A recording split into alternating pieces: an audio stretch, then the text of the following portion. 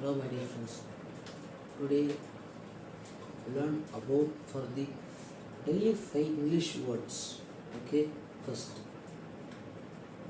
in dictionary I can tell about you a or first of the English alphabet on this way.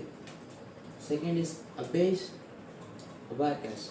The second is abacus, nouns for a calculating frame with beds. Third is up and down, upside down, verb giving up. Fourth is abase. This is verb to degrade to lower. Fifth is abbey is now a house for mats and converted. This is the 5 today.